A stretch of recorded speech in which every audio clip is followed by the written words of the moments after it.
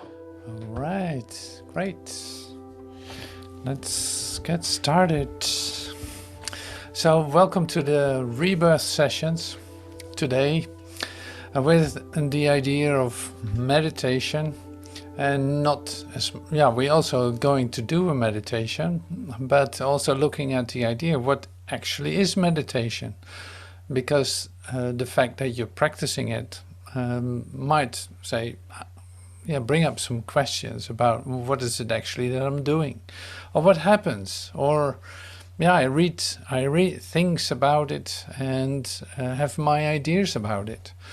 So it can all kinds of all kinds of things can happen, you could say, with the idea of meditation. So when am I actually meditating? And is there a reference for it, or is there an accomplishment to be made? Is there a certain level of experience that comes with it, or what is actually occurring? And in this video, you could say, like, in this meeting that we're in, we're actually going to discover more about that. It's a discovery of the idea of meditation. And so starting with that is the practice. Then we're actually going to do a meditation, but then with some words too. So this is like some words are being shared, some music in the background. We have a moment of silence. Then there's another sharing, and maybe another time. So this is all set up in this way, just to allow yourself to deeper and deeper sink into the experience of your withinness. This seems to be one of the most essential things in meditation. It's like, no, there's nothing out there. Whatever you thought was out there, we're going to let go of that right now, because we don't need it for the experience that is related to the idea of meditation. And so that's a good practice. Letting go of past ideas, letting go of concerns, letting go of accomplishment, letting go of ideas about yourself, and letting go of all these things that are occupying your mind for no reason other than to distract you. And to distract you from what? From being present here.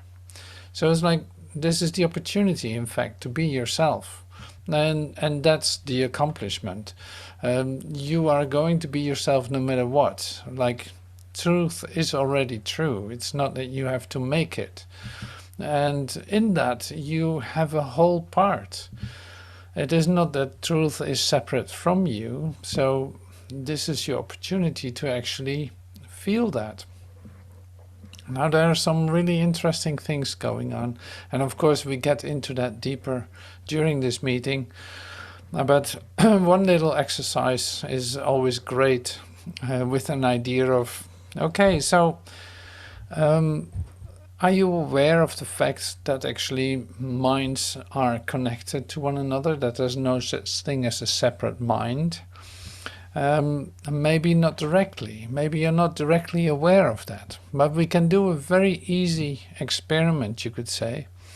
See that you walk around in a world with seemingly separate objects, with others, with objects, with names, and you name it. It's like your whole world, objective world as you perceive it, seems to have a limitation put on almost everything. For instance, on you being located, located in a body, in a place, in a country, in a who knows what. And that seems to give you a description of yourself. That seems to be that you're functioning from that idea about yourself, an objective reality, we say. And everything that you see in that world is in fact projected from you into this world, with separate objects and all kinds of things, all kinds of ideas. Joel would say, you bring into your experience everything that you value in that moment. It comes into your experience. So it's like you have a certain way of, attracting certain things and persons around you. with the idea of, well, if I'm a banker, I'll probably attract a lot of banker-related thinking people, or bankers, or people that are related to the financial industry. If I'm meditating, for instance, I might say come into contact with others that are meditating, like you in this moment, like you in this group, for instance. Now you see, you invite experiences in, but still, it is still in this idea of you that there are things outside yourself. Now here's the experiment that we're doing right now. The experiment being, in fact, this. Like if you would recognize yourself as mind, then that's interesting. It's like if you see yourself as consciousness, then let's take a really good look at your consciousness. Like you might want to close your eyes to do so, but it's like, is there really a limit to my mind or to my consciousness? Is there a limit to it? Let me take a look at the limits of my consciousness. Is there actually somewhere where it ends, or isn't there? And I'll give you a moment to do that experiment. Well, what is your conclusion so far? Did you bounce up against the wall of your consciousness where you suddenly see that your consciousness stops, or that your mind is stopping because it's like, okay, bonk, there's the edge of my mind? No, probably not. No, exactly. So it's like mind is unlimited. Mind has no limit. Mind has no boundaries. So you can also say it like this. It's like there's literally nothing outside your consciousness or nothing outside your mind. There isn't. So you can see now, if you open your eyes and actually start to use your eyes, that you see objects again in limitation, in a constriction called your room or the place where you sit, or wherever you see this, in your favorite coffee cafe, or who knows where. It's like suddenly there appears to be limitations. Now, who has defined those? Who is projecting those? Where does that come from? Right here. It's like from your limited ideas about yourself, you project it outwards and making your world, and there it is. Now, like I said, Joel says, well, you're inviting new experiences in with changing the experience that you are inviting. You in fact choose the circumstances and people and etc. that are connected to that too. So this is really interesting. So you can say, like, your physical experience of yourself, or your physical definition of yourself, if you see yourself as this defined, limited, finite shape, and you see that the world around you is a projection of you, because literally you see that, then you think that real. That becomes your real world, right? It's like you literally start to see it, that it's matter and that it can, in fact, encapsulate you. But the other experiments that we just did was the idea that your mind, your consciousness is unlimited. It didn't stop at the border, so to speak, of your encapsulation. Like it didn't stop at the walls that seem to envelop you. No, it goes beyond that. It goes beyond, deeply, deeply, deeply beyond. There's literally no end to it. So this is what we say, like, well, this world has no reality. This idea of somebody outside of me has no reality. It is mesmerism, because speaking from consciousness, I see that there are no limits, that there are no limits anywhere, that I'm literally everywhere. You could say I would not be able to locate myself. Now this is then, say, the first experiment in this moment together, where we actually see Oh yeah, so letting go of ideas about past, about any kind of limitation would be a good idea, because meditation is in fact the place where I come in touch with the unlimitedness of my consciousness. Like, it's not limited by a room, it's not limited by by anything really. Now that is a first step. So now we're going to do a meditation that is coming from Joel Goldsmith in the book The Heart of Mysticism. And we're going to use that as a way to deeply sink into, in fact, the core of our quiet, the core of the space that we seem to occupy, unlimited and completely surrounded by that. And there's a comfort that's being offered in a way that is just very lovely, that will help you quiet down your senses, you could say, quiet down your ideas of separation, seeing that it in fact is so connected, because there's literally no physical universe, there's literally only consciousness. So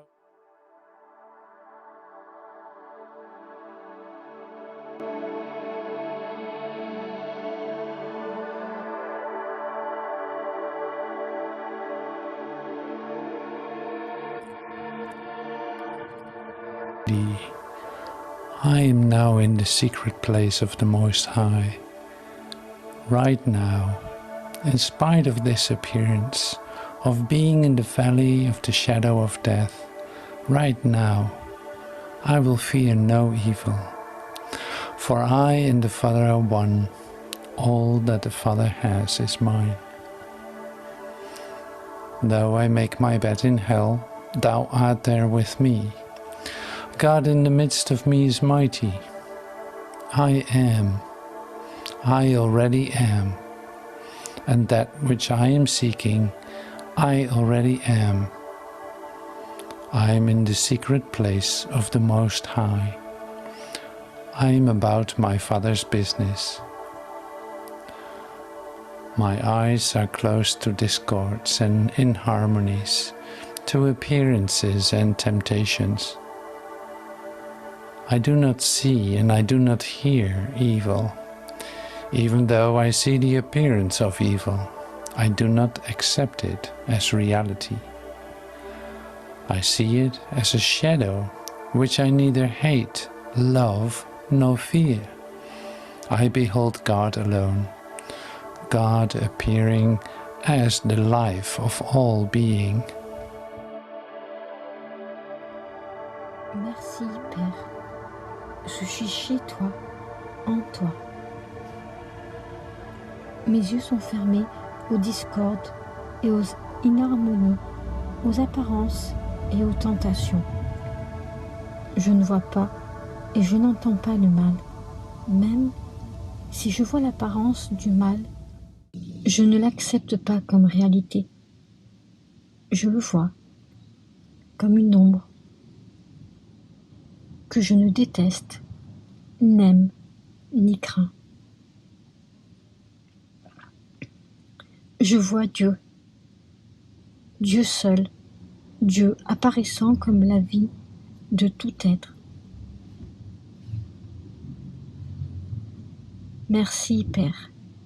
Je suis chez toi, en toi. Je suis maintenant dans le lieu secret du Très-Haut. En ce moment, malgré cette apparence d'être dans la vallée de l'ombre de la mort, en ce moment, je ne craindrai aucun mal, car moi et le Père sommes un. Tout ce que je possède, le Père est à moi.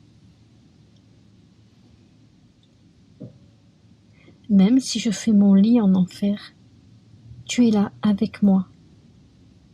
Dieu, au milieu de moi, est puissant. Je le suis déjà, et ce que je cherche, je le suis déjà.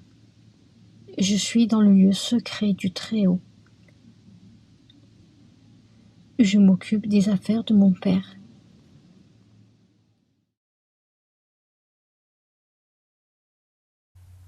Okay, so this was our moment of meditation. So, and continuing with this, and see, this was another ingredient, you could say. There was the meditation itself, a moment where we become quiet and become receptive to other experiences, to who knows what is going to happen, kind of like you open up for something. See, and that is so fundamentally different than how you find yourself in your existence. For instance, how you act, how you see most of the time, or maybe not so very often, hopefully. But it's like the idea of projection, say literally animating the figures around you, you could say, the objects around you, you literally project on them your story of what you think is going on. And this is what Joel said, like I said, you invite certain experiences, but in fact it is projected self-identification. And this self-identification is what I'm actually sharing with, of trying to express to you, is this, is like, it is a projected idea of yourself, because there cannot be anything outside yourself. Just as you discovered a moment ago that there's nothing outside your consciousness, like it's limitless, literally it's everything, and this is why you make this world very specific, and you say like, well, no, that is my whoever, that's my friend, that's my dog, that's my cat, and it's behaving this kind of way, and it's feeling that, and it's doing that. It's like, in fact, all of that is projected self-identification, in the sense that you literally bring that story to life in your own experience of yourself, in your dream, as we say that. So like, by itself it cannot do anything, it is nothing, like it is nothing by itself. So you literally project it on it and make it do all kinds of things.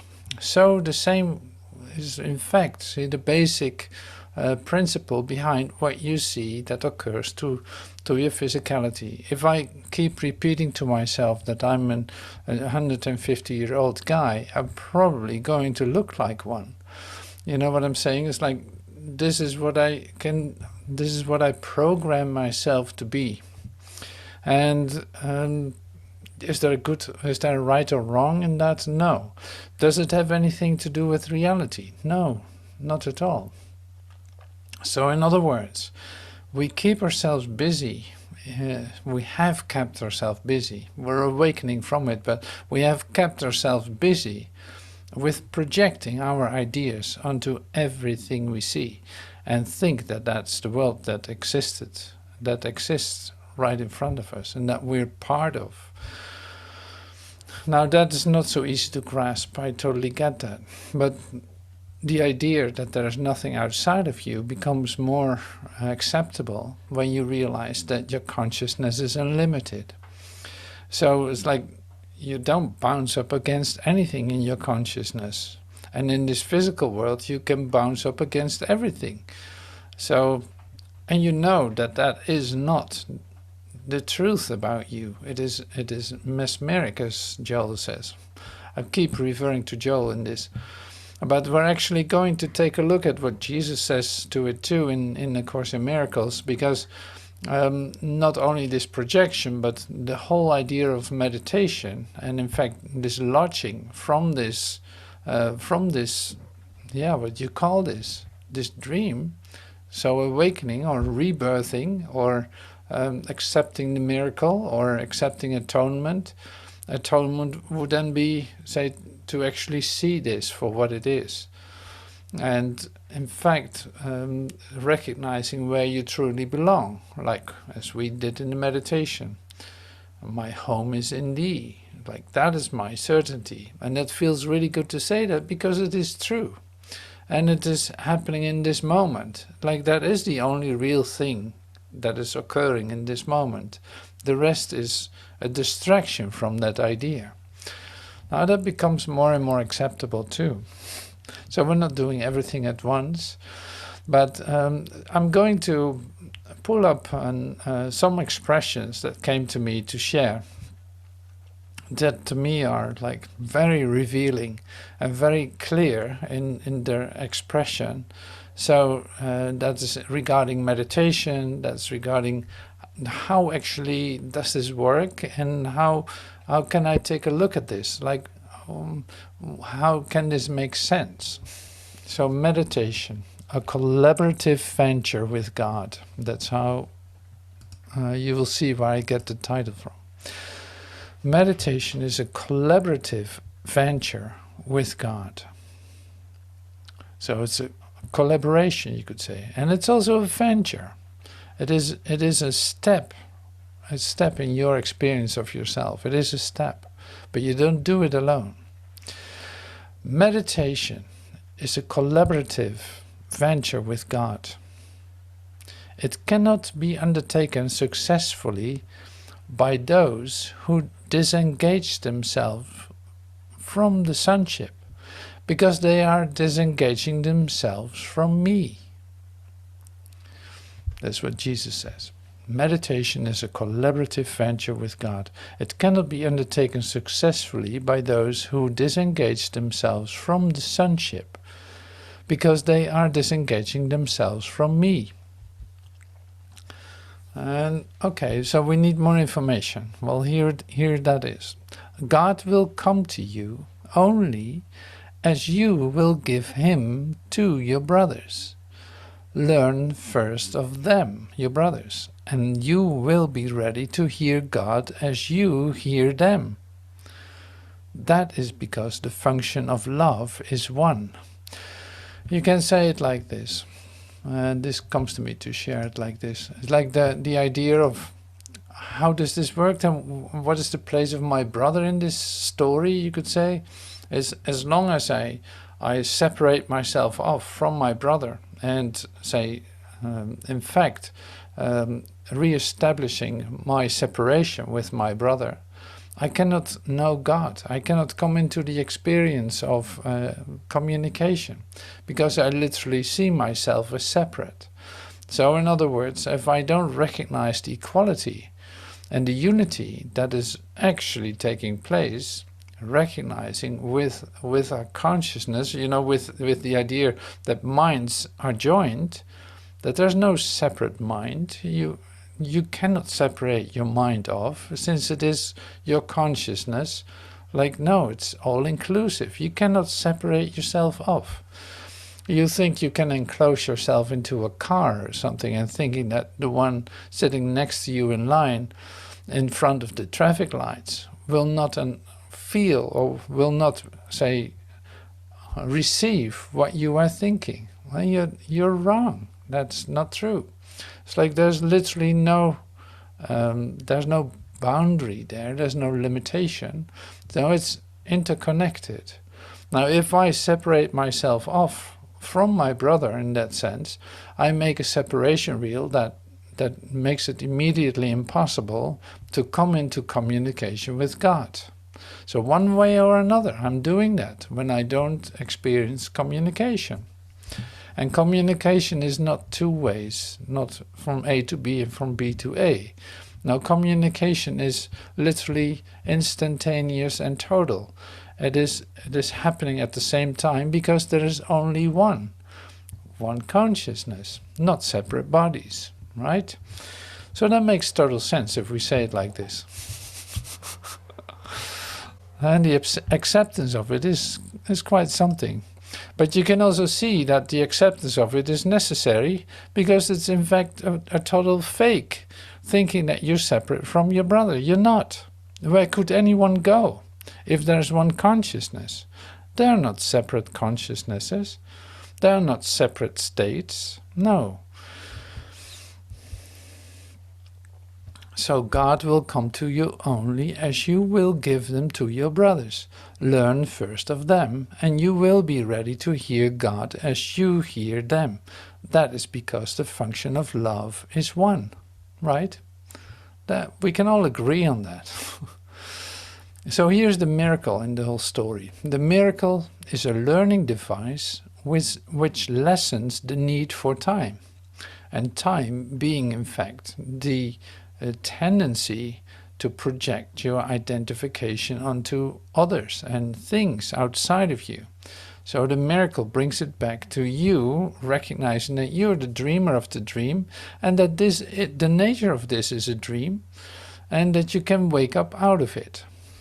So the sudden shift from horizontal, like the projected self-identification, to vertical perception, which is the communication, which the miracle entails, introduces an interval from which the doer and the receiver both emerge much further along in time than they would otherwise have been.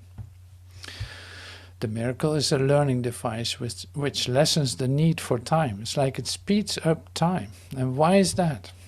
Well, coming back to my little objective identification projection idea, is this. Like, I don't want to make it complicated, but it's so clear in my mind that I hope that I can convey it to you.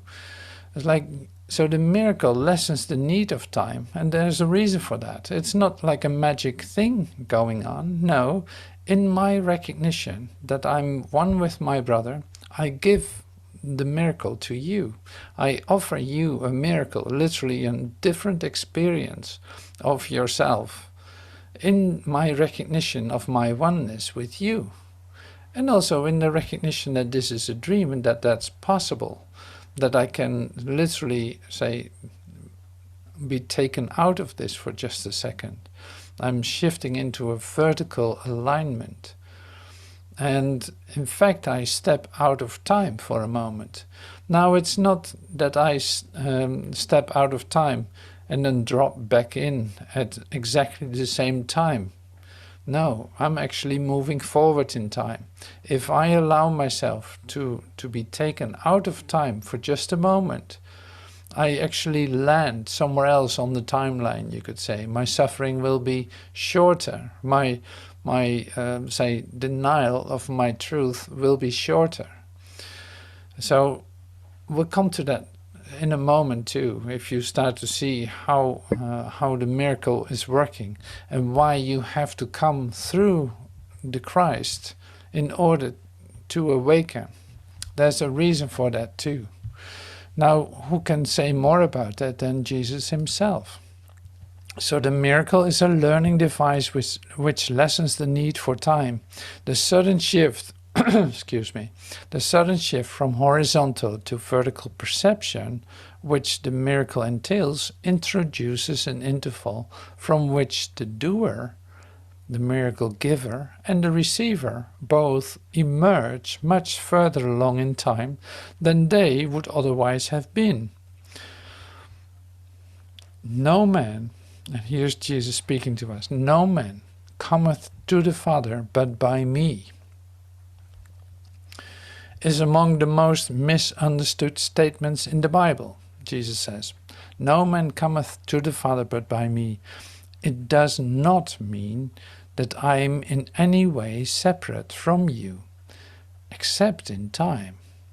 Like, I'm not different from you, except in time. So temporarily it might look like I am different, but I am not.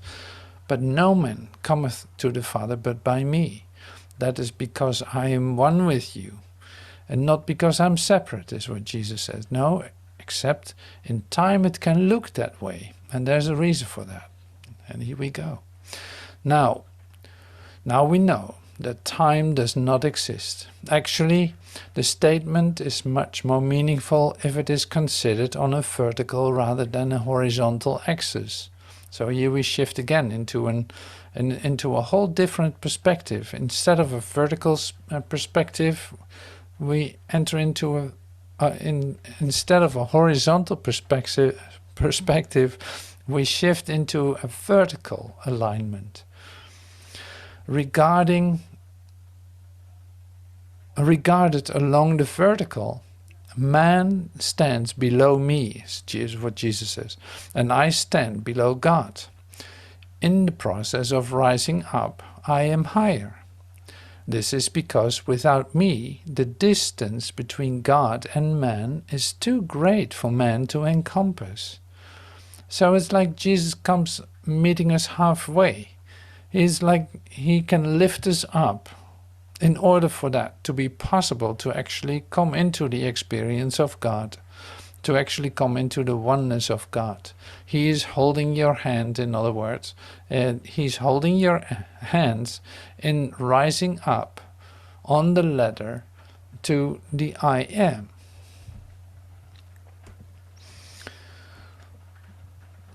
I bridge the distance as an elder brother to man on the one hand and a son of God on the other.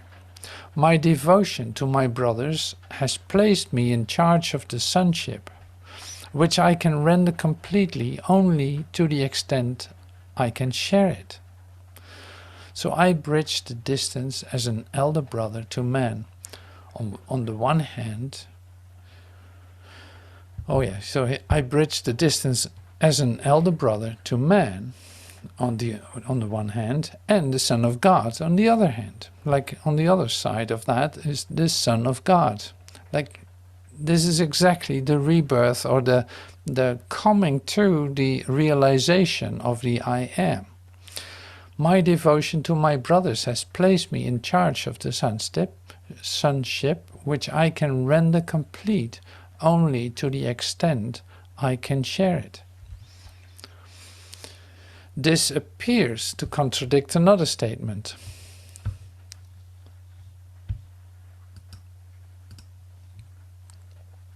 I and my Father are one. It appears to contradict another statement. I and my Father are one. Well, it doesn't. There are still separate parts in the statement, right? Father and me, in recognition of the fact that the Father is greater.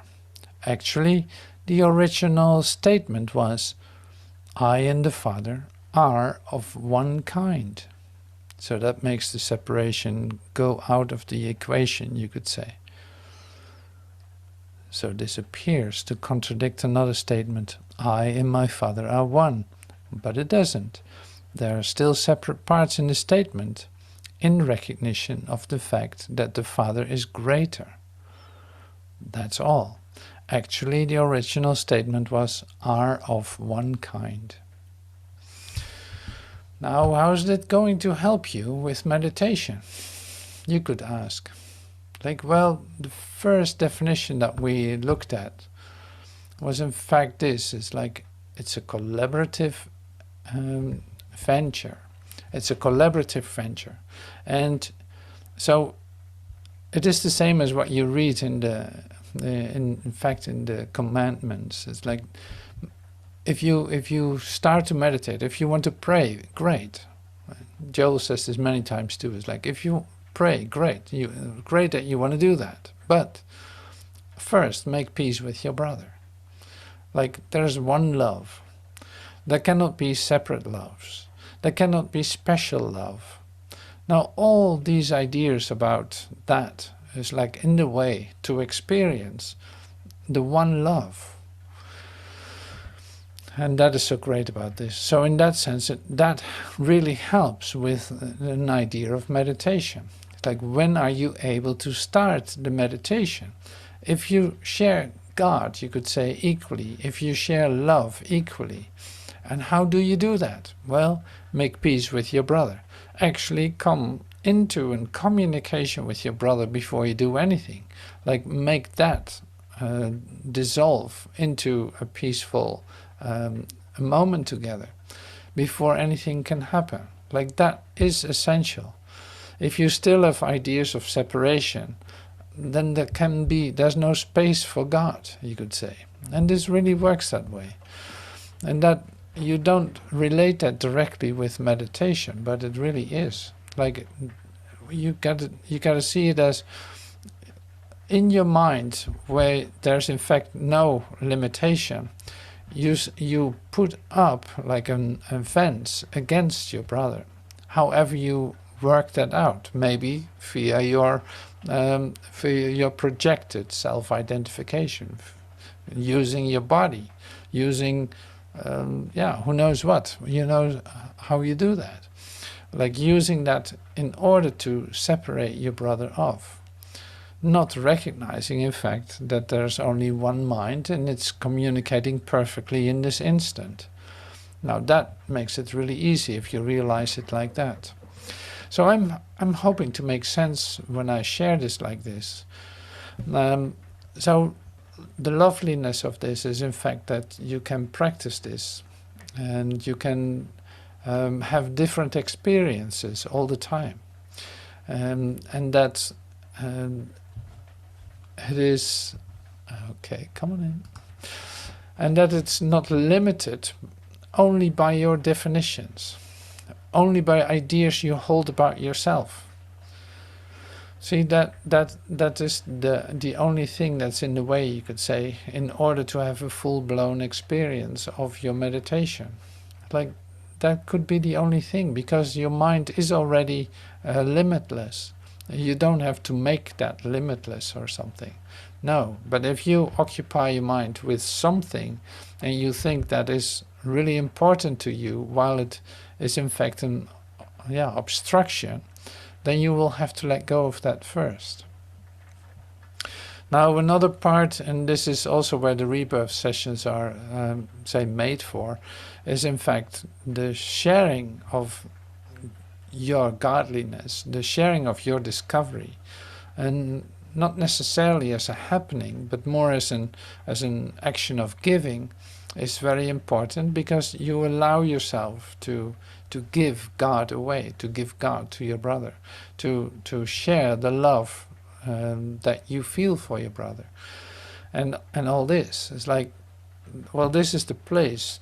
And even it would be a place to allow healing to occur, in the sense that you admit, like, I have no idea how to do this. I see this as a total kind of failure, or I feel so embarrassed about the things that I come up with, or whatever that would be. Like, these things are in fact what you put out to yourself, and what you make it impossible for yourself, in fact, to experience the unlimitedness of your mind, if you still, in fact, have contracted ideas about yourself. There's no need for that. But in this rebirth sessions, it would be a place to share that, or to lay it down, so to speak, with the purpose of healing. And you know what I'm saying. It's like that's so great. It works that way.